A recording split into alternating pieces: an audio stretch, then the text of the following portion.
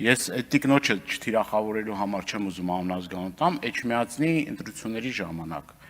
հայտնի մի պատկառելի կին, որը որ բարեգործություն էր անում, դրա այս վերջերս նաև տեսա այդ կնոջը քարոզարշավի մասնակցելուց եւ Հայաստանի Հանրապետության դրոշը ստանալուց։ Դա փաստա թե փաստ չի։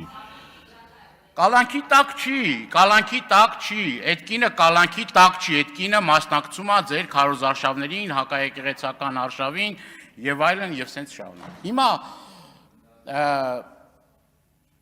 սիրելի հայրենակիցներ, ուրեմն ոչ միայն այդ կնոջ հետ կապված, այլ բազմաթիվ օրինակներ կա, Հայաստանը փոքր երկիր է, բազմաթիվ օրինակներ կա, որ իշխանությունը իր լիազորությունները վերազանցում է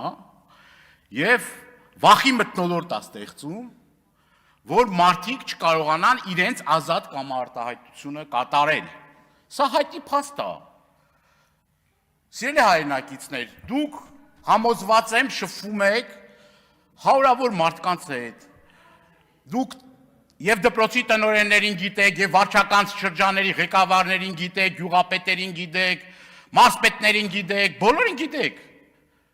Եվ ոչ հիմա չասեք թե հիմա ասում է այս իշխանության ժամանակ, ես միշտ էլ քննադատել եմ եւ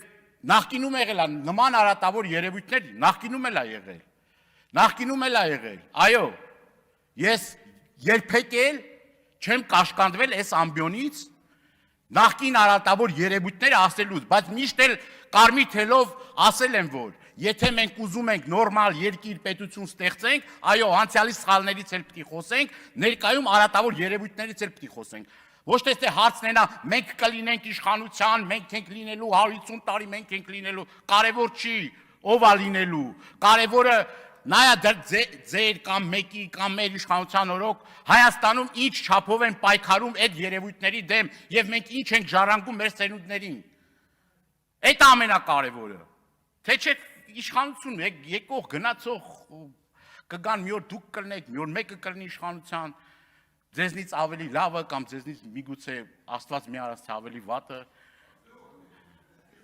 Բայց ամենակարևորը, այստեղ մենք պետք է այս առիթը օգտագործենք, քանի որ պարոն Հովակիմյանն էլ է ներկա, այդ խնդիրները վեր հանելու, այդ խնդիրների դեմ պայքարելու, ինձ ասում եք գնա, կներեք այս ռուսական արտահայտությունը, չաստի դետեկտիվ աշխատի, մի հատ չգիտեմ, բան արա,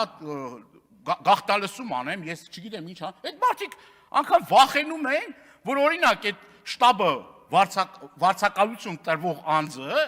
որի վրա ճնշում է գործադրել, որ դա չտրվի, ասի, որովհետև վաղը միսօր ինքն է քրեակատարողական հիմնարկում հայտնվելու, ոչ թե նա, որ ում հրահանգով, որ արգելվել է այդ շտաբը տրամադրել այս կամ այն ընդդիմադիր կուսակցությանը կամ քաղաքական ուժին։ Կամ ընտրական պրոցեսների ժամանակ քիչ են ականատեսի եղել, որ իշխանությունը վերազանցելով իր լիազորությունները ասել է, այս ասֆալտ կանենք, այս մեր հարգարժան թեկնածուն, որ ընտրվի, մենք ասֆալտ կանենք, դա վարչական ռեսուրսի չարաշահում չի, չարաշահում է, բա ինչ է, հիմա կասեք, տենց բան չկա, չէ, բայց բոլորս գիտենք, որ նման բաներ կա, նման երևույթներ ցավոք սրտի կան, եւ մեր խնդիրն է նա ազատ մրցակցային պայմաններ ստեղծելու, այո, ես եւս մեկ անգամ ասում եմ, ում դուր է գալի, դուր չի գալի, ով շատ փող ունի, նա չպետք է հաղթի, կամ ով իշխանությանը, նա չպետք է հաղթի։ Այդ հավասար պայմանների արդյունքում պետք է ձևավորվի իշխանություն, որը կներկայացնի մեր հայրենակիցների շահերը, հավաքական մեր հայրենակիցների շահերը։ Կապ չունի ԿՊ-ը ընտրել, Հայաստան դաշինքը ընտրել, հանրապետական ընտրել։ Մենք էլ մեր գործունեության մեջ չենք առաջնորդում այդ սկզբունքով, այս մարդը մեզ է ընտրել, թե մեզ չի ընտրել։ Մենք որ դիմում ենք ստանում, մեզ որ մի հարցով դիմում են, ես երբեք այդ մարդու ընտրության, ում է ընտրել, ում կողքին է կանգնել, ում է սատարել, մեզ քննադատել է կամ մեզ խարազանել է, ինձ համար բացարձակ նշանակություն չունի։ Չունի բացարձակ նշանակություն։ Եվ եթե ասում ենք, որ այդ դպրոցի տնօրենը, իհարկե կան դպրոցի տնօրեններ, որոնք իշխանական չեն,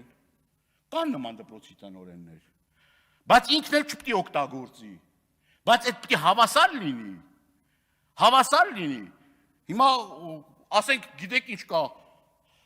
բանա իշխանակ ընդդիմադիր հայացքներ ունի, այդ ընդդիմադիր հայացքներով մարդը կարա գնա քարոզչություն անի կամ վախեցնի կամ պարտադրի կամ ստիպի, չէ։ Դրա մասին եք ասում։ Դա որ ընդդիմադիր է, դա իրան ինդուլգենցիա չի տալիս։ Բայց դրա մասին էլ ենք ասում, որ չէ, նման բան չպիտի լինի։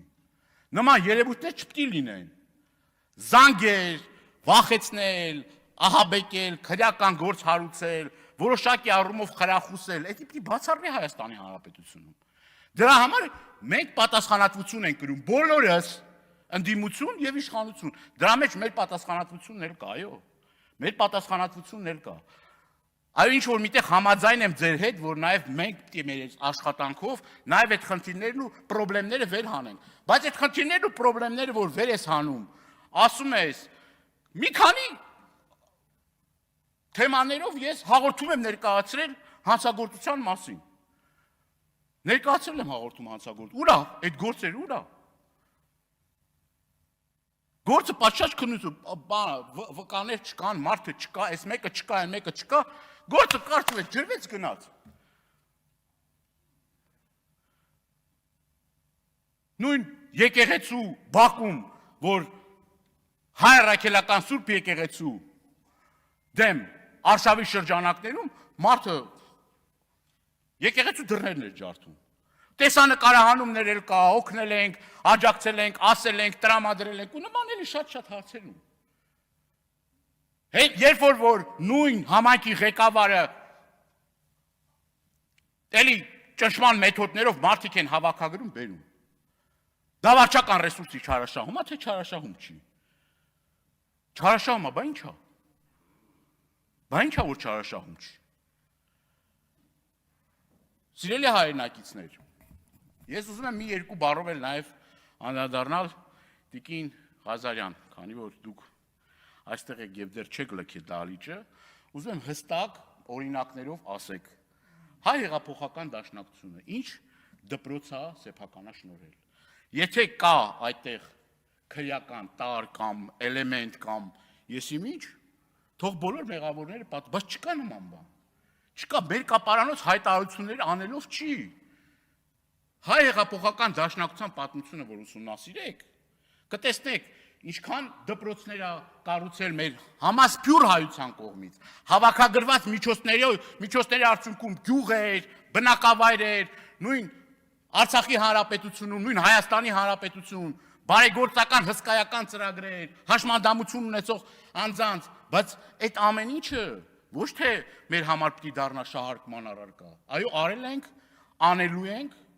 եւ դա երբեք մեր քարոզչության մասը չենք սարքում, չենք դարձնում մեր քարոզչության մաս։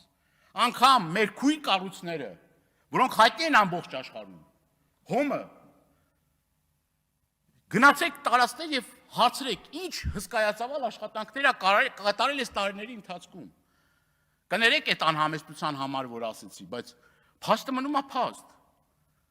Ամբողջ աշխարհով հայապահպանության գործը ստանձնող ուժին եկեք մեղադրում եք։ Ձեզ հրավիրում եմ Սփյուռքի գաղթօջախները, տեսեք ինչ հսկայական աշխատանք է տարվում այնտեղ։ Հայ պահելու համար։ Իրանի Իսլամական Հանրապետություն, Լիբանան, Սիրիա, Ամերիկայի Միացյալ Նահանգներ, Ֆրանսիա, Մերձավոր Արևելքի երկրներ։ Ես ձեզ հրավիրում եմ այդ գաղթօջախները։ Տեսեք ինչ հայցի են դաստիարակվում մեր հայրենակիցները։ Եվ դրա համար այո հսկայական միջոցներ է տրամադրվում։ Եվ փառք ու պատիվ բոլոր այն նվիրատուներին, բոլոր այն մարդկանց անկախ իրենց կուսակցական պատկանելությունից, որ այդ ծանր բայց պատասխանատու պարտականությունները վերցնում են իրենց վրա։ Խոնարհումս բոլոր այդ մարդկանց։ Եվ պետք չի ստե քաղաքական նպատակահարմարությունից ելնելով թիրախավորել հսկայածավալ աշխատանքը։ Այո, գյուղեր են կառուցվել, Աղավնոն, որը ձեր իշխանության օրոք հանձնվեց, որ կուսակցությունն է կառուցել։ Հայ հեղափոխական դաշնակցությունը։ Սիրելի հայրենակիցներ, ամփոփելով խոսքս, կլինենք մենք այս ազգային ժողովում, պատգամավոր կլինենք, չենք լինի, որ ժամանակը կարճ է, ասենք սպառվեց ժամանակը, բայց ուզում եմ խոսքս վերջացնել մեր հայրենակիցներին դիմելով, սիրելի հայրենակիցներ ջան, կատարեք ճիշտ ընտրություն, մի վախեցեք, եղեք համարձակ եւ մենք կկառուցենք արժանապատիվ եւ համերաշխ հասարակություն։ Շնորհակալ եմ։ Տիգրան Պարսելյան, համեցեք հաջորդ զրույցի համար։